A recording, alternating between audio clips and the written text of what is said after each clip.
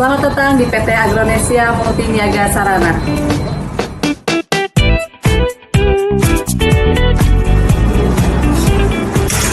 PT Agronesia berada di 13 Maret 2020, di mana perusahaan kami bergerak di bidang jasa pengadaan pertanian. Halo, saya Rizko Farid, saya Direktur Operasional dari PT Agronesia Multiniaga Sarana. Sesuai yang sudah dijelaskan oleh rekan kami di awal video tadi, bahwa Agronesia ini berdiri pada tanggal 13 Maret tahun 2020 dan selalu berjanji berkomitmen untuk memajukan pertanian Indonesia. Ya, perkenalkan, nama saya Rizko Fahrin, saya seorang sarjana pertanian. Saya dari PT Agronesia Multiniaga Sarana. Perusahaan saya berbisnis di bidang pertanian. Seperti itu. Selanjutnya, awal mula saya memulai bisnis di dunia pertanian adalah latar belakang saya menjadi pengusaha di pertanian karena awalnya itu saya kerja di beberapa perusahaan pertanian, mulai dari pestisida, terus penjualan benih, lalu pendidikan terhadap petani, seperti itu. Jadi dalam prosesnya, terutama pada saat saya berkarir di penjualan benih sebagai sales, saya belajar ternyata mudah gitu untuk menjual benih ini. Jadi saya membuat perusahaan ini, saya join dengan teman saya. Jadi untuk menjalankan perusahaan berbisnis di penjualan benih saat ini. Dalam memulai bisnis ini, yang memotivasi saya dan melatar belakangi saya menjalankan bisnis ini adalah, yang pertama, kalau untuk motivasi sendiri sih, saya sebetulnya ingin mensejahterakan petani seperti itu, karena apalagi di Indonesia ini kan negara agraris, jadi pertanian itu yang nomor satu seperti itu. Apalagi saya juga dari latar belakang dari kakek saya, terus ibu saya juga kegiatannya juga bertani gitu di daerah seperti itu. Kalau untuk yang melatar belakangi usaha ini, ya karena saya seorang sarjana pertanian, jadi saya berkomitmen untuk terus berkarir di dunia pertanian seperti itu. Nah, kalau untuk kenangan selama menjalankan bisnis ini, ya kalau dapat yang terburuk itu sebetulnya, kalau kenangan buruknya ya contoh kalau kita ada penjualan benih, distribusi benih, itu kan banyak benih-benih yang kadang-kadang hilang di jalan seperti itu, kita harus mengganti seperti itu. Dan ada beberapa benih yang misalnya banyak juga kendala-kendala di lapangan seperti kayak Fosmeyer seperti itu, yang membuat intinya si perusahaan rugi seperti itu. Kalau kenangan yang baiknya sih, yang paling membekas adalah saya bisa menjalankan perusahaan ini, bisnis ini dengan teman-teman gitu. Kebetulan teman-teman saya yang saya rekrut untuk menjalankan bisnis ini bersama-sama seperti itu. Suka dukanya di bisnis ini, ya kalau kan nggak selamanya, apalagi di saat di musim pandemi seperti ini kan tidak semua kayak petani mampu beli benih seperti itu. Dan kalau kita jual ke government juga anggaran pasti dipangkas seperti itu. Jadi kalau itu dukanya. Ya kalau sukanya ya saya senang aja, karena saya seorang sarjana pertanian, saya betul-betul terjun di dunia saya seperti itu. Tantangan yang paling menjadi seorang pengusaha selama ini adalah, yaitu tantangan terbesarnya pasti banyak cobaan, mulai dari untung rugi, terus kalau dari sisi finansial, kalau dari sisi perjalanannya mungkin kita ketemu sama beberapa orang yang tidak cocok dengan karakter kita. Terus ada beberapa hal juga di lapangan yang kadang-kadang banyak yang menuntut hal-hal yang di luar ekspektasi kami seperti itu. Jadi kalau untuk rencana ke depan yang akan saya lakukan adalah, saya tetap selalu berkomitmen dan terus berkomitmen untuk memajukan pertanian di Indonesia seperti itu. Jadi kalau untuk sejarah dari perusahaan saya sendiri adalah, awalnya memang bergerak di jual beli benih. Jadi saya itu menjual benih ada di 2 market. Yang pertama di free market, ke kios-kios, ke petani. Yang kedua itu kita jual ke government. Kebetulan kan di Indonesia ini kan ada kegiatan APBN, bantuan benih. Jadi benih saya jual di pemerintahan seperti itu, di Kementerian Pertanian. Seperti itu.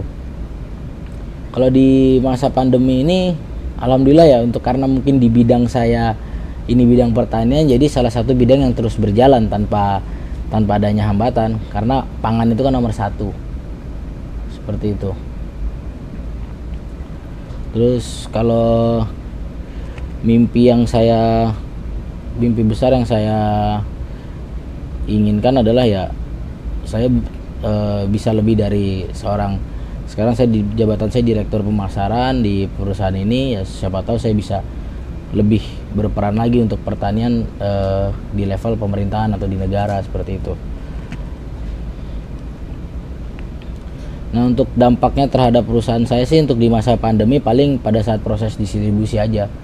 Jadi pada saat proses distribusi yang biasanya kita kirim benih bisa estimate waktu 1-3 hari, mungkin karena ada pemangkasan karyawan di pabrik dan di perjalanan di ekspedisi dibatasi. Jadi itu sih kendalanya memang kemarin. Jadi kayak gitu. Nah, untuk produk yang saya jual itu adalah ada benih jagung. Kita kerjasama dengan PT Sriram Genetik, itu adalah perusahaan benih jagung dari India. Jadi perusahaan saya itu distributor utama dari produk-produk yang dimiliki oleh PT Sriram Genetik. Nah, kita punya varietas biosit namanya, biosit 89, biosit 54 dan biosit 70. Dan itu semua terdaftar di Kementerian Pertanian seperti itu, dan terdaftar juga di LKPP atau e-katalog. Nah, jadi pesan yang bagaimana produk jaksa yang saya miliki adalah intinya jualan benih itu betul-betul memang menghidupi masyarakat. Jadi entah dikonsumsi sendiri atau bahkan dijual lagi, seperti itu. Kalau benih jagung itu biasanya kan ada 2 jenis. Yang pertama jagung manis yang biasa dikonsumsi, atau jagung hibrida yang dijadikan pakan ternak. Intinya bermanfaat lah untuk petani yang menanam itu sendiri, seperti itu, Pak.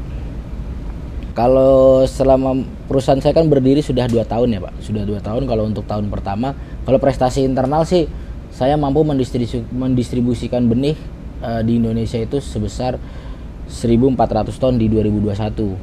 Jadi awalnya sih 2020, cuman kenapa kita eksisnya di 2021, awal-awal itu kan pandemi waktu itu. Jadi kita betul-betul stop, dan di saat benar-benar baru memulai usaha itu. Jadi 2021 kita mulai, alhamdulillah bisa jual benih sebanyak 1.400 ton.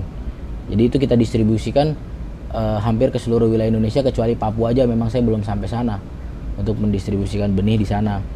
Terus kalau untuk prestasi di penghargaan di luar prestasi internal itu, di awal tahun kemarin kita dapat best performing company dari Indonesia Awards Magazine. Kalau kiat sukses bertahan di era pandemi ya, kalau saya seperti ini, berbisnis ini kan, kalau di era pandemi ini kita cari bisnis yang jangka panjang gitu. Jangka panjang dalam arti yang kita lihat kebutuhannya paling utama atau tidak, seperti itu. Kebetulan kalau di bisnis saya kan pertanian itu semua orang butuh makan, jadi carilah bisnis yang betul-betul bisa menghidupi perusahaan, bisa menghidupi semua karyawan, seperti itu. Kalau untuk mendapatkan produk yang saya hasilkan itu, kita ada benih itu kita distribusi ke beberapa dealer di provinsi, lalu di kios-kios itu. Biasanya petani-petani sih beli di kios, seperti itu. Kalau untuk kegiatan utamanya sih sebetulnya kita bekerja sama dengan Kementerian Pertanian. Jadi petani-petani itu mengajukan bantuan benih ke dinas-dinas pertanian kabupaten setempat, lalu diteruskan ke provinsi, lalu dari provinsi itu dia akan order di Kementan, lalu Kementan akan order benih di saya, seperti itu. Kalau kita untuk toko-toko khusus belum ada, jadi siapapun yang order di provinsi pasti kita layani, seperti itu. Paling di toko-toko pertanian aja yang produk-produk dari Agronesia. Ini hanya khusus di toko pertanian? Ya, memang rule bisnis saya memang utamanya di government sih kalau untuk dalam kurun waktu 1-2 tahun terakhir ini. Kalau untuk para pengusaha muda atau pengusaha yang lebih senior, itu di era pandemi ini dia tetap semangat. Intinya jangan pernah kita menyerah sama nasib, biarkan nasib yang menyerah pada ketekunan kita, seperti itu. Jadi itu yang saya lakukan selama ini ya. Nasib kita sekarang, dunia ini terserang pandemi ya, cuman kita nggak boleh nyerah sama nasib itu ya. Kita harus benar-benar tekun untuk melawan itu semua, sehingga kita bisa ya menjadi sesuatu, tetap menjadi seseorang, tetap bisa mendapatkan penghasilan, tetap bisa menghidupi orang di era pandemi ini, seperti itu. Dan hal-hal itu yang betul-betul saya selalu tekankan kebetulan karyawan saya juga banyak teman-teman saya, sahabat saya, ke mereka semua, seperti itu. Intinya seperti itu.